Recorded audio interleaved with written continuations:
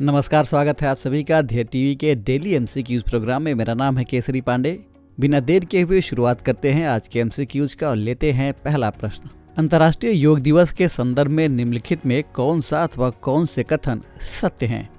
पहला, इसे 2015 से प्रत्येक वर्ष 21 जून को मनाया जाता है। दूसरा, ग्रीष्म संक्रांति के बाद सूर्य दक्षिणायन में होता है और माना जाता है कि सूर्य दक्षिणायन का समय आध्यात्मिक सिद्धियां प्राप्त करने के लिए बेहद ही लाभकारी होता है। यही कारण है कि इसे 21 जून को मनाया जाता है। तीसरा, अंतर्राष्ट्रीय योग दिवस 2022 की थीम योगा फॉर ह्यूमैनिटी है।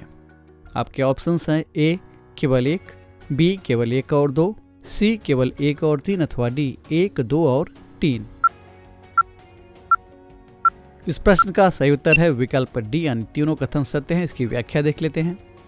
अंतर्राष्ट्रीय योग दिवस हर साल 21 जून को मनाया जाता है। पहली बार यह दिवस 21 जून 2015 को मनाया गया था।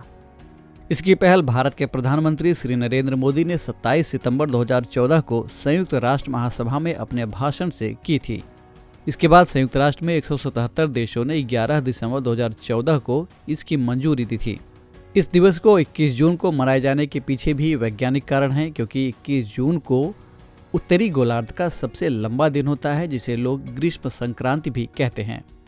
भारतीय परंपरा के मुताबिक ग्रीष्म संक्रांति के बाद सूर्य दक्षिणायन होता है और माना जाता है कि सूर्य दक्षिणायन का समय आध्यात्मिक सिद्धियां प्राप्त करने के लिए फायदेमंद होता है। इस साल 21 जून को 8वां अंतर्राष्ट्रीय योग दिवस मनाया गया और इसकी थीम योगा फॉर ह्यूमैनिटी यानी मानवता के लिए योग है। बढ़ते हैं दूसरे प्रश्न की ओर।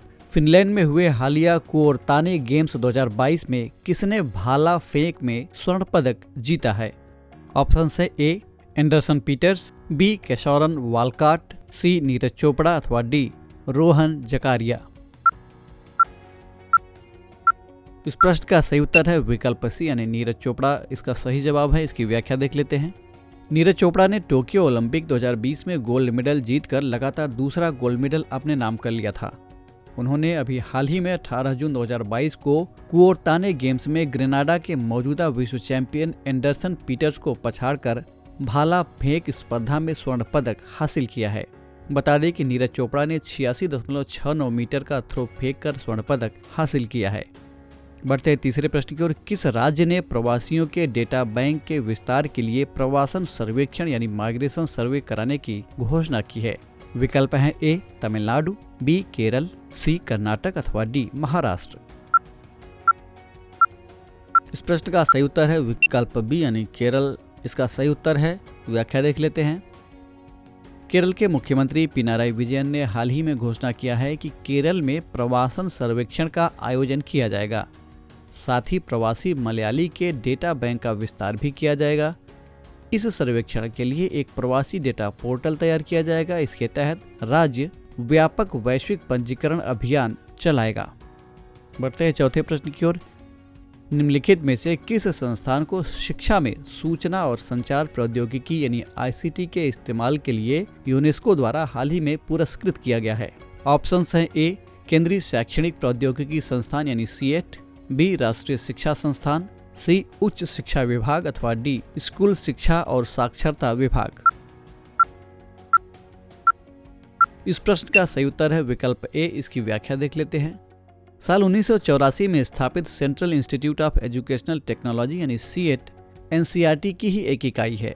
सीएट को वर्ष 2021 के लिए शिक्षा में सूचना और संचार प्रौद्योगिकी के उपयोग के लिए यूनेस्को के किंग हमद बिन ईसा अल खलीफा पुरस्कार से सम्मानित किया गया है। इस संस्था ने कोविड महामारी के दौरान पीएम ई विद्या योजना के तहत आईसीटी का भरपूर इस्तेमाल किया था।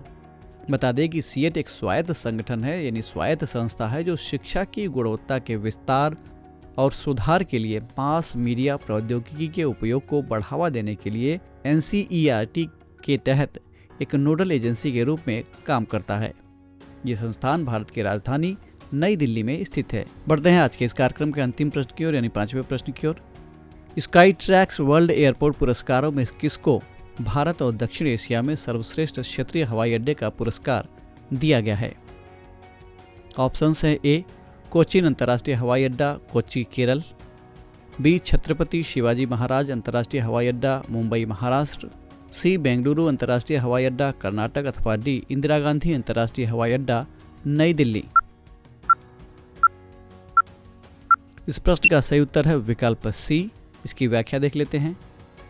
बेंगलुरु के केम्पागौड़ा अंतर्राष्ट्रीय हवाई अड्डे को साल 2022 के sky tracks world airport awards में भारत और दक्षिण एशिया के सर्वश्रेष्ठ क्षेत्रीय हवाई अड्डे का खिताब दिया गया है।